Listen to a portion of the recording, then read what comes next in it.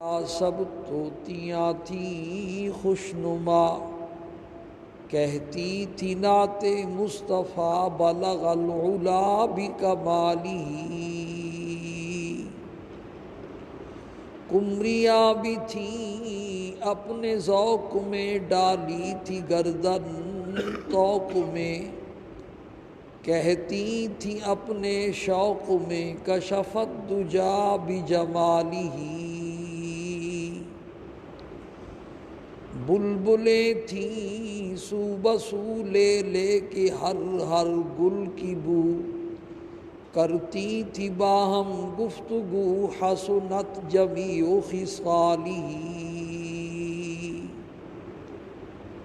چڑیوں کی سن کر یہ چہچہے بلا انسان کیوں چپ رہے، لازم ہے اس کو یوں کہے صلو علیہ وآلہ۔ اللہم صل علی سیدنا و مولانا محمد وعلی آل سیدنا و مولانا محمد وبارک وسلم۔ رب اشرح لی صدری ویسر لی امری واحلل عقدۃ من لسانی یفقہوا قولی۔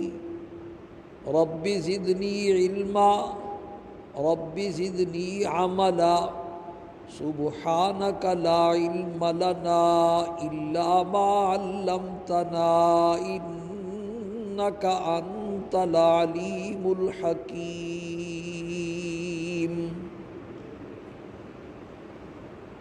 میرے واجب الاحترام دوستوں اور بزرگوں،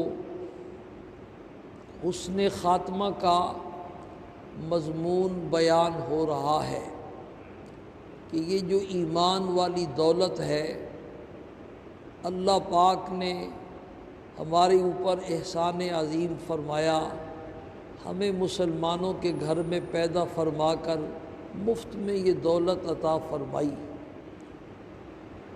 اسی دولت کے ساتھ دنیا کا چین، اطمینان، سکون وابستہ ہے، اور اسی کے اوپر آخرت کی جو ہمیشہ ہمیشہ کی زندگی ہے، اس کی کامیابی بھی اسی پر موقوف ہے۔ لیکن اس کے لیے دو شرطیں ہیں۔ پہلی شرط تو یہ ہے کہ یہ ایمان ایک نمبر ہو، صرف ایمان کا دعویٰ نہ ہو، صحیح معنوں میں اللہ اور اس کے پیغمبر کے نزدیک واقعتاً بندہ مسلمان ہو۔ اس وقت بھی دنیا میں کروڑوں لوگ ایسے ہیں جو اسلام کا دعویٰ تو کرتے ہیں لیکن ان کا اسلام سے کوئی تعلق نہیں۔ اور دوسری شرط یہ ہے کہ اس دولت کی حفاظت کر کے اس کو موت تک، قبر آخرت تک پہنچانے میں بندہ کامیاب ہو جائے۔ اسی پر بات چل رہی ہے۔ اگر یہ دولت ہے تو ایک نمبر، درمیان میں چھن گئی، لٹ گئی، العیاذ باللہ بندہ گمراہ ہو گیا، پٹڑی سے اتر گیا، غلط لوگوں کے ہاتھے چڑھ گیا، تو پھر بھی یہ دولت گئی۔ اس لیے اس کی حفاظت کی بڑی سخت ضرورت ہے، اور اسی کا نام حسن خاتمہ ہے۔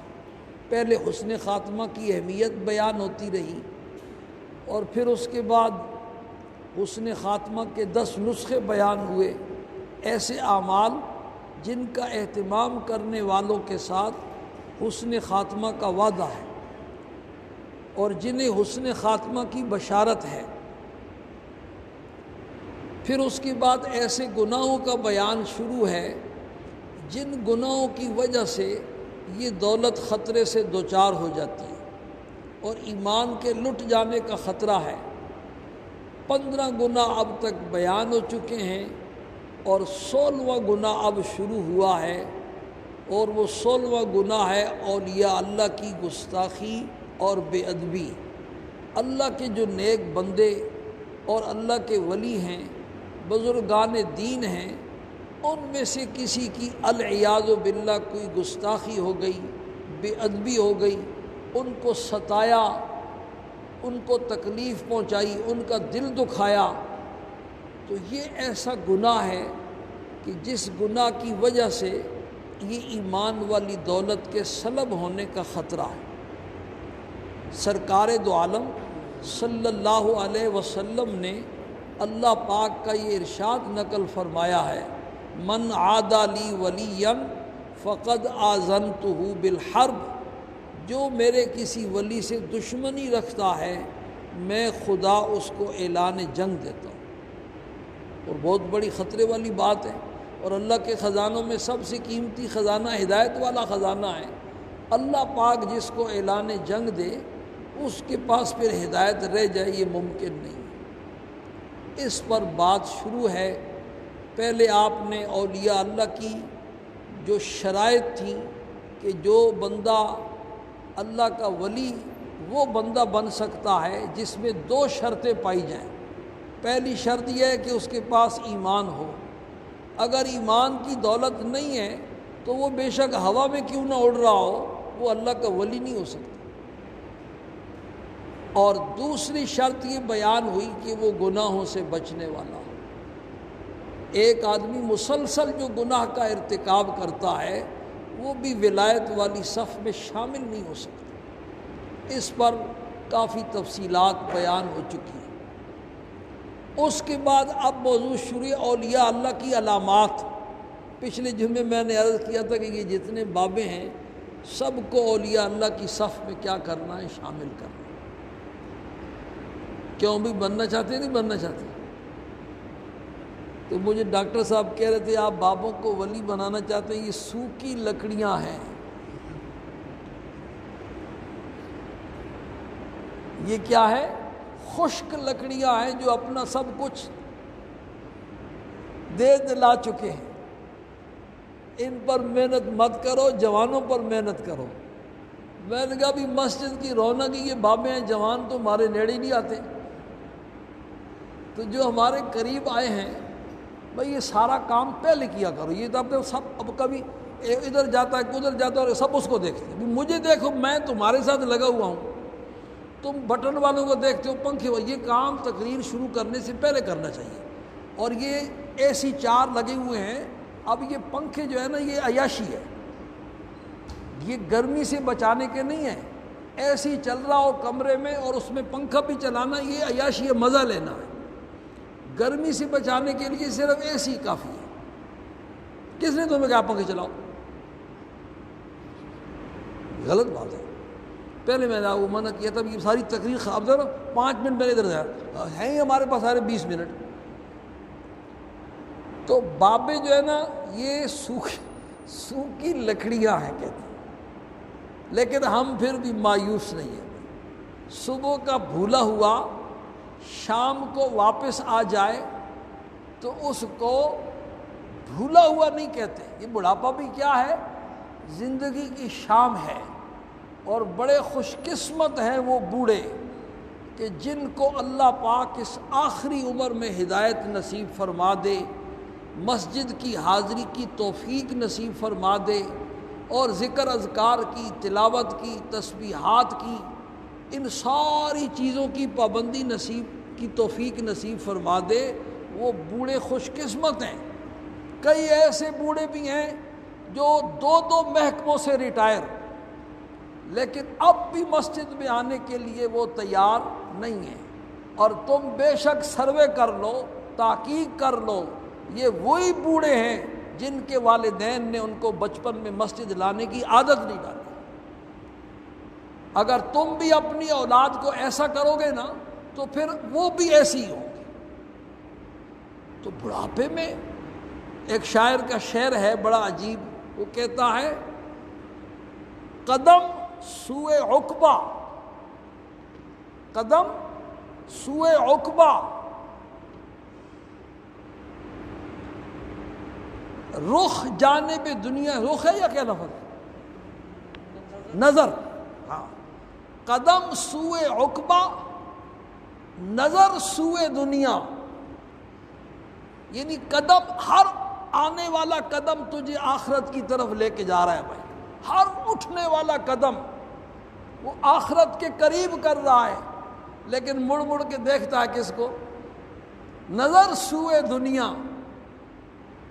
مڑ مڑ کے دیکھتا ہے دنیا کو، قدم سوئے عقبہ، نظر سوئے دنیا، کدھر جا رہا ہے کدھر دیکھتا ہے، جا کدھر رہا ہے اور دیکھتا کدھر ہے۔ اگر آدمی سامنے جا رہا اور پیچھے مڑ مڑ کے دیکھے تو ایکسیڈنٹ تو ہوگا پھر۔ تو بھائی اس عمر کو بھی غنیمت سمجھو، ہم 12 بابوں سے مایوس نہیں ہیں، ہم نے بابوں کو اولیاء اللہ بنا کے دنیا سے انشاءاللہ رخصت کرنا۔ تو 2 شرطیں بیان ہو چکی ہیں، اب اولیاء اللہ کے اوصاف بیان ہو رہے ہیں۔ ڈاکٹر جو بنتا ہے تو اس نے ڈاکٹری والے سارے اوصاف اختیار کرنے ہوتے ہیں، جنرل بنتا ہے تو جنرل والا لباس بھی پہننا ہوتا ہے، وہ ساری علامتیں جنرل والی۔ تو اولیاء اللہ والی لباس بھی ہو، اولیاء اللہ والے اوصاف بھی۔ پہلی صفت، یہ سورہ آل عمران کا آخری رکوع چل رہا ہے، اس میں اولیاء اللہ کی 3 صفات، ویسے تو بہت بیان کی ہے لیکن خلاصہ 3 صفات میں۔ پہلی صفت بیان کی اولیاء اللہ کی، الذین یذکرون اللہ قیاما وقعودا وعلی جنوبہم، جو کھڑے ہونے کی حالت میں بھی اور بیٹھنے کی حالت میں بھی اور بستر پہ لیٹے لیٹے بھی ہر وقت اللہ پاک کو یاد کرتے رہتے۔ ذکر کثیر، یہ اولیاء اللہ کی پہلی صفت ہے۔ اس پر بھی گزشتہ جمعے کافی بات ہو چکی ہے، آج اس کو میں ختم کرتا ہوں۔ ذکر اللہ کی، ذکر کثیر کی کئی صورتیں ہیں، ان میں سے اگر آپ ان کو اختیار کر لیں تو انشاءاللہ یہ جو پہلی وصف ہے نا، یہ آپ کو نصیب ہو جائے گی۔ ذکر کثیر کی سب سے پہلی صورت یہ ہے کہ سرکار دو عالم صلی اللہ علیہ وسلم سے جو ادعیہ مسنونہ مسنون دعائیں منقول ہیں، وہ دعائیں اپنا اوڑھنا اور بچھونا بنا لو۔ عجیب و غریب دعائیں، ہر وقت کی دعا، صبح کی دعا الگ، شام کی دعا الگ، گھر میں داخل ہو رہے ہیں تو دعا پڑھ رہے ہیں، گھر سے نکل رہے ہیں تو دعا مانگ رہے ہیں، کھانا کھانے سے پہلے دعا مانگ رہے ہیں، ہر وقت کپڑے پہن رہے ہیں تو دعا مانگ رہے ہیں، کپڑے اتار رہے ہیں تو دعا مانگ رہے ہیں، سونے کے ارادے سے بستر پہ گئے تو دعا مانگ رہے ہیں، سو کر کے آنکھ کھلی ہے تو دعا مانگ رہے ہیں۔ یہ ساری دعائیں حدیث کی کتابوں میں منقول ہیں اور مسنون دعاؤں کے نام سے کتابیں چھپی ہوئی بازار میں ملتی ہیں۔ یہ دعائیں آدمی اگر دیکھے نا تو حدیث شریف میں آتا ہے کان یذکر اللہ علی کل احیان، آپ کی ایسی دعائیں تھیں کہ ان دعاؤں کو دیکھ کر کے آدمی سمجھتا تھا کہ آپ کا تو اور کوئی کام ہی نہیں سوائے دعا مانگنے کے اور اللہ کو یاد کرنے۔ اور دعا جو ہے نا، دعا مخ العبادہ، پوری عبادات کا جو مغز اور خلاصہ ہے نا، وہ کیا ہے؟ دعا ہے۔ تو ذکر کثیر کی پہلی صورت یہ ہے کہ ہم ان دعاؤں کو یاد کریں اور ان کو پڑھنے کا معمول بنا لیں۔ دنیا اور آخرت کی کوئی بھلائی ایسی نہیں کہ جو سرکار دو عالم صلی اللہ علیہ وسلم نے مانگی نہ ہو۔ ہم کبھی جو ہے نا آسیب کا، اثرات کا شکوہ کرتے ہیں، کبھی جادو ٹونے کا شکوہ کرتے ہیں، کبھی بیماری کا شکوہ کرتے ہیں، کبھی رزق کی تنگی کا شکوہ کرتے ہیں، کبھی کیا شکوے کرتے ہیں۔ وہ سب اس کی وجہ یہ ہوتی ہے کہ ہم ان دعاؤں کا اہتمام نہیں کرتے۔ جو بندہ ان دعاؤں کا اہتمام کرتا ہے وہ ہر طرح کی پریشانیوں سے، مصیبتوں سے، بیماریوں سے، اثرات سے، جادو سے، ان ساری چیزوں سے وہ محفوظ رہتا ہے۔ سعد ابن عبادہ رضی اللہ تعالیٰ عنہ مشہور صحابی تھے، وہ بیت الخلاء تشریف لے گئے تو کافی دیر کے بعد نکلے نہیں۔ دروازہ توڑ کے دیکھا گیا تو اندر مردہ تھے، اور ایک جن شعر پڑھ رہا تھا قتلنا سید الخزرج سعد بن عبادہ، ہم نے خزرج کے سردار سعد بن عبادہ کو قتل کر دیا۔ رمیناہ بسہمین ولم نخط فؤادا، ہم نے 2 تیر جو ہے نا ان کو مارے اور وہ سیدھے جا کر کے ان کے دل پہ لگے۔ اب بیت الخلاء جانے سے پہلے والی دعا، عجیب و غریب دعا آپ نے سکھائی، اللہم انی اعوذ بک من الخبث والخبائث، اے اللہ میں تیری پناہ میں آتا ہوں، یہ جو جن مرد ہیں اور جنات عورتیں ہیں ان کے شر سے میں تیری پناہ میں آتا ہوں۔ حدیث شریف میں آتا ہے کہ جب بندہ یہ دعا پڑھ لیتا ہے تو اللہ پاک جنات کی نگاہوں کے اوپر پردہ ڈال دیتے ہیں، دروازہ بند کر کے یہ انسانوں کی نگاہوں سے تو چھپ گیا، لیکن شیاطین جنات اور جنات کی عورتیں اس کو دیکھ رہی ہیں، ننگی حالت میں دیکھ رہی ہیں۔ جب یہ دعا پڑھ لیتا ہے تو اللہ پاک ان کی آنکھوں پر پردہ ڈال دیتے ہیں، یہ ان سے بھی چھپ جاتے ہیں۔ اس طرح کی اور دعائیں، سونے سے پہلے کی دعائیں، سو کر کے اٹھنے کی، ایک ایک دعا اگر میں یہ صرف دعاؤں پر بیان کروں نا تو اس میں 2 سال چاہیے۔ میں صرف اشارہ کر رہا ہوں کہ یہ ہماری زندگیوں سے یہ چیز نکل گئی، ہم دین سے دور ہو گئے۔ اس دن میں ایک جگہ بیٹھا ہوا تھا اور مجلس میں یقین مانے اپ ٹو ڈیٹ قسم کے لوگ، بڑے مہذب، بڑے معزز، وہ میرے ساتھ بیٹھے ہوئے تھے اور مغرب کی اذان شروع ہو گئی اور وہ اسی طریقے سے بات کرتے ہیں۔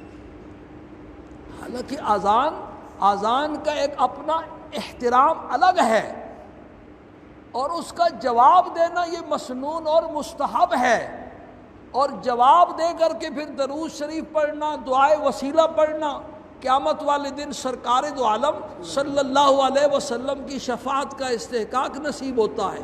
دعائے وسیلہ کے بعد پھر اپنی جو دعا بھی مانگے، نماز تک دعا مانگتا رہے، مانگتا رہے، مانگتا رہے، وہ قبولیت کا وقت ہے، اللہ پاک وہ ساری دعائیں قبول فرماتے ہیں، اور ہمیں اس کی قدر ہی نہیں۔ ان پڑھ جو لوگ ہیں ان کا کیا بولے، ایسے پڑھے لکھے لوگ، کئی ڈگریوں کے حامل، اذان ہو رہی ہے اور ان کو اذان جواب دینے کی فرصت پتہ ہی نہیں ہے کہ اذان کا جواب دینا بھی کوئی مسئلہ ہے۔ یہاں اقامت ہوتی ہے، میرے خیال میں مجھے نہیں لگتا کہ جماعت کی نماز میں شامل ہونے والے کوئی اقامت کا جواب دیتے۔ ایک عورت کے بارے میں لکھا ہے کہ وہ ملکہ زبیدہ کے بارے میں یہ لکھا ہے کہ ملکہ زبیدہ نے اذان کی آواز سن کر کے صرف سر پہ کپڑا دوپٹہ دے دیا، اس پر اللہ پاک نے اس کی مغفرت۔ تو اذان کا احترام، تو بھئی یہ دعائیں جو ہے نا، ذکر کثیر کی سب سے پہلی صورت یہ ہے کہ ہمیں مسنون دعائیں ساری یاد ہوں، اور ہم موقع بموقع جب بھی وہ وقت آئے تو ہم ان دعاؤں کے پڑھنے کا اہتمام کریں۔ تو اللہ پاک کو یاد کرنے کا اور کثرت کے ساتھ یاد کرنے کا ایک طریقہ یہ ہے۔ اور دوسری صورت ذکر کثیر کی کہ مسلمان کے صبح و شام کے، رات کے کچھ معمولات مقرر ہونے چاہیے۔ بھئی نماز تو پڑھنی، یہ فرائض واجبات یہ جتنے ہیں نا، ان کو تو یہ سمجھو کہ یہ تو روٹی ہے بھائی۔ ایک آدمی روٹی نہیں کھاتا، 1 دن نہیں کھائے گا، 2 دن نہیں کھائے گا، 3 دن نہیں کھائے گا، 4 دن، کب تک نہیں کھائے گا بھائی؟ مر جائے گا پھر۔ تو یہ جتنے اللہ پاک کے فرائض اور واجبات ہیں نا، نماز ہو گیا، روزہ ہو گیا، زکوٰۃ ہو گئی، حج ہو گیا، اور جتنے اللہ کی طرف سے لازم اعمال ہیں، یہ تو کھانے کی طرح ہے۔ جو بندہ کچھ عرصہ یہ کھانا نہیں کھاتا اس کا روح مردہ ہو جاتا ہے، اور جب روح مردہ ہو جاتا ہے تو پھر مرے ہوئے روح میں جو ہے نا، اس کو آپ جو کچھ بھی فائدہ پہنچاتے رہیں اس کو کچھ پتہ نہیں چلتا۔ یہ چلتے پھرتے لاشیں جن کو کہتے ہیں، اب 1 ارب سے زائد مسلمانوں کی اکثریت ہے، اور سرکار دو عالم صلی اللہ علیہ وسلم نے جیسے ارشاد فرمایا کہ تمہاری کثرت ہوگی، لیکن دنیا میں تمہاری حیثیت ایسی ہوگی کہ جیسے سیلاب کے اوپر بہنے والا تنکا ہوتا ہے، سیلاب کبھی اس کو ادھر پھینکتا ہے، کبھی ادھر پھینکتا ہے، کبھی ادھر پھینکتا ہے، اس کی کوئی حیثیت ہی نہیں ہوتی۔ کیوں حیثیت نہیں بھائی؟ یہ سارے کیا ہیں؟ چلتے پھرتے لاشیں ہیں جن کے روح کیا ہو چکے ہیں، مر چکے ہیں، گناہوں کی کثرت کی وجہ سے، نمازوں کو چھوڑنے کی وجہ سے، فرائض اور واجبات کو چھوڑنے کی وجہ سے۔ اب دیکھو، اس دن بھی میں نے درس میں بھی عرض کیا کہ ہماری سوسائٹی میں ماشاء اللہ قربانی کے جانوروں کی بہار آئی ہوئی ہے۔ ادھر سے بکرا شور کرتا ہے، ادھر سے بیل شور کرتا ہے، بچے اس کو جو ہے نا پھرا رہے ہیں۔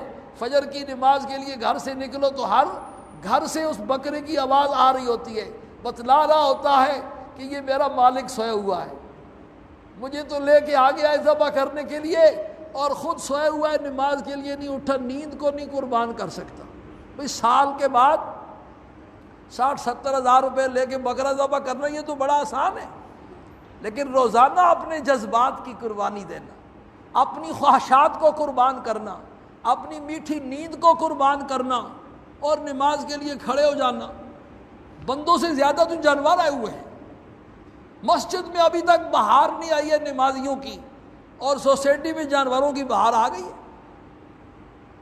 تو بھائی میرے دوستوں اور بزرگوں، فرائض اور واجبات تو یوں سمجھو کہ یہ کھانا ہے۔ اگر بندہ کھانا نہیں کھاتا 2 دن 3 دن اور بڑی طاقتور دعائیں بھی لے رہا ہے، آخر کب تک مر جائے گا۔ تو فرائض اور واجبات کو جو چھوڑنے والا ہے نا، اس کا تو روح مردہ ہے۔ آج ہمیں مزہ نہیں آتا اللہ اور اللہ کے رسول کی باتیں سننے میں مزہ نہیں آتا، تسبیحات میں مزہ نہیں آتا، تلاوت میں مزہ نہیں آتا، تو مردہ جو روح ہے اس کو کس چیز کا کیا مزہ آئے گا؟ کہ آدمی مر چکا ہے، اس کو مرغ پلاؤ بریانی کھلاتے رہو، اس کو کیا مزہ آئے گا بھائی؟ مزہ تو تب آئے گا۔ مولانا فضل الرحمان گنج مراد آبادی رحمہ اللہ کا واقعہ کئی دفعہ آپ کو کہتے ہیں، جب میں اللہ کہتا ہوں تو میرا منہ ایسا میٹھا ہو جاتا ہے جیسے کسی نے میرے منہ میں شکر ڈال دی، اور فرمایا سچ کہتا ہوں، اس میں کوئی مبالغہ نہیں، اور جب میں سجدے میں سر رکھتا ہوں تو مجھے ایسا مزہ آتا ہے جیسے اللہ میاں نے گود میں اٹھا کے میرا پیار لے لیا۔ کیوں مزہ نہ آئے بھائی؟ جبکہ ہمارے آقا سرکار دو عالم صلی اللہ علیہ وسلم کیا فرماتے؟ قرۃ عینی فی الصلاۃ، میری آنکھوں کی ٹھنڈک نماز میں ہے۔ اور اللہ کے سامنے رات کو کھڑے کھڑے پاؤں پہ ورم آ جاتا۔ حضرت عائشہ فرماتی جب اذان ہو جاتی نا تو آپ ہمیں پہچاننا چھوڑ دیتے، بس اللہ پاک کی طرف توجہ۔ کئی دفعہ ایسا ہوا اذان ہو گئی اور میں سامنے آ گئی تو آپ نے پوچھا کون؟ میں نے کہا عائشہ۔ تو آپ نے فرمایا کون عائشہ؟ میں نے عرض کیا صدیق کی بیٹی۔ تو آپ نے فرمایا کون صدیق؟ جان پہچان ختم ہو جاتی۔ تو بھائی میں عرض یہ کر رہا تھا کہ یہ فرائض اور واجبات یہ تو روح کی غذا ہے، کھانا ہے۔ اس کے بعد مسلمان کی شان یہ ہے کہ اس کے لیے کچھ نفلی اعمال ہوں، ان کا وہ معمول بنا لے۔ اوابین کے نفل ہیں، چاش کے نفل ہیں، اشراق کے نفل ہیں، تہجد کے نوافل ہیں، یہ نوافل اس کے معمولات میں ہوں۔ اور قرآن پاک کی تلاوت 1 پارہ آدھا پارہ جتنی کسی کی ہمت ہے، یہ پکا روزانہ پڑھنے کا کیا ہو؟ معمول ہو۔ اور کلمہ طیبہ کی تسبیح ہے، درود شریف کی تسبیح ہے، تیسرے کلمے کی تسبیح ہے، استغفار کی تسبیحات ہیں، یہ صبح و شام کے بندے کے کیا ہوں؟ معمولات ہوں۔ اور اگر کسی اللہ والے سے اپنے حالات بیان کر کے طے کروا لے تو پھر تو سبحان اللہ، مزہ ہی کچھ اور۔ یہ معمولات آدمی اس طریقے سے زندگی گزارے تو وہ فرائض اور واجبات کھانے کی طرح ہو گئے، اور یہ جو نفلی اعمال ہے نا، یہ سلاد ہو گیا، یہ میٹھا ہو گیا، مٹھائی ہو گئی، اور وٹامن کی طاقت کی جو دوائیں ہوتی ہیں یہ ساتھ مل کر کے اس کے روح کو طاقت دیتی رہے گی، دل کے اندر ہمت اور حوصلہ پیدا ہوتا رہے گا، دین پر چلنے کا، گناہوں سے بچنے کا، روح طاقتور ہوتا رہے گا۔ جب روحانی طور پر طاقت نصیب ہوگی تو شیطان اور نفس دونوں اس کا مقابلہ نہیں کر سکے۔ ہمارا روح مر چکا ہے، شیطان اور نفس نے ہمارے اوپر ڈیرے لگائے ہوئے۔ تو یہ جو بندہ معمولات کرتا ہے نا، تو جب تک پھر وہ عمل نہیں کر لیتا اس کو چین نہیں آتا۔ جیسے بندے کی روٹی، دوائی، کسی نے جو ہے نا بلڈ پریشر کی گولی نہیں کھائی، شوگر کی گولی نہیں کھائی تو چین آتا ہے اس کو، وہ گولی آج رہ گئی، اس طرح ہو جائے۔ اور معمولات کے مقرر کرنے کا فائدہ یہ ہوتا ہے کہ جب بندہ بیمار ہو جاتا ہے، اور آخری عمر میں سب نے بیمار ہونا ہے، بیمار ہو جاتا ہے، معذور ہو جاتا ہے، تو وہ معمولات نہیں کر سکتا، تو جس کا روزانہ پابندی کے ساتھ کرنے کا معمول تھا، اللہ پاک اس کے کھاتے میں بغیر کیے ہی وہ اعمال لکھتے رہتے ہیں۔ بڑھاپا تو سب پر آنا ہے، بستر پہ سب نے لیٹنا ہے کچھ دن، وہ بغیر کیے اللہ پاک لکھتے رہتے ہیں۔ اسی طریقے سے یہ معمولات کا پابند مسلمان آدمی جب مسافر بن جاتا ہے، کسی سفر پہ جاتا ہے اور سفر کی مشغولیت کی وجہ سے یہ نفلی اعمال نہیں کر سکتا، تو تب بھی اس کا کھاتہ کھلا رہتا ہے، اللہ پاک اس کے اعمال نامے میں وہ کرامن کاتبین لکھتے رہتے ہیں۔ تو پہلا عمل ادعیہ مسنونہ، اور دوسرا بھائی اپنے نفلی معمولات کچھ متعین کرو، اور تیسرا ذکر کثیر کی تیسری صورت ہے کلمہ طیبہ کا کثرت کے ساتھ ورد کرنا۔ وہ پہلے بھی کئی دوستوں کو بتلایا، الحمدللہ سب نے شروع کیا ہوا ہے کہ جتنے یہ ہمارے جو دنیا سے چلے گئے رشتہ دار ہیں نا، والدین ہیں، دادی دادا ہے، نانی نانا ہے، اور رشتہ دار ہیں، ان سے اوپر کے رشتہ دار ہیں، وہ بیچارے سب اپنی قبروں میں پڑے ہوئے ہیں اور وہ کچھ کر نہیں سکتے، اور آپ سب کی ان سے پھر ملاقات ہونی ہے۔ سب سے موت کے بعد ایمان والا جب مرتا ہے تو سب سے پہلے اس کی اپنے رشتہ داروں سے ملاقات ہو جاتی ہے، اور حدیث شریف میں آتا ہے وہ اس کا ایسا استقبال کرتے ہیں کہ جیسے تم دور سے آنے والے مہمان کا استقبال کرتے ہو۔ تو بھائی آپ کا ایک رشتہ دار سعودی عرب میں رہتا ہے، آپ کا بیٹا رہتا ہے، بھائی رہتا ہے، اور 10-15 سال وہ سعودی عرب میں رہا اور اس نے کبھی ٹیلی فون نہیں کیا، کبھی آپ کو خط نہیں بھیجا، کبھی کوئی تحفہ نہیں بھیجا، تو 15 سال کے بعد وہ اچانک آ گیا ملاقات کے لیے، تو کیسی رہے گی ملاقات؟ اب آپ نے جانا ہے بھائی، 10 سال کے بعد جائیں، 15 سال کے بعد جائیں، بوڑھوں کا تو ویزا قریب قریب ہے، جلدی پہنچنا ہے۔ آپ نے اپنے والدین کے لیے کچھ بھیجا ہی نہیں ہے، دادی دادے کے لیے کچھ بھیجا ہی نہیں ہے، نانی نانے کے لیے کچھ بھیجا ہی نہیں ہے، وہ سارے وہاں آپ کی انتظار میں ہیں کہ ہم پیچھے چھوڑ کے آئے تھے، وہ ہمارے لیے کچھ بھیجیں گے، تو کیسی رہے گی ملاقات؟ پھر کیسی شرمندگی ہوگی؟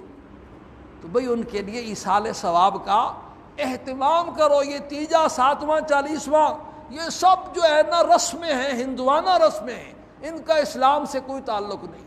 صحیح معنوں میں جس کو ہمارے ایک بزرگ برسی کا بھی اہتمام کرتے ہیں، یہ برسی بھی ہندوانہ رسم ہے۔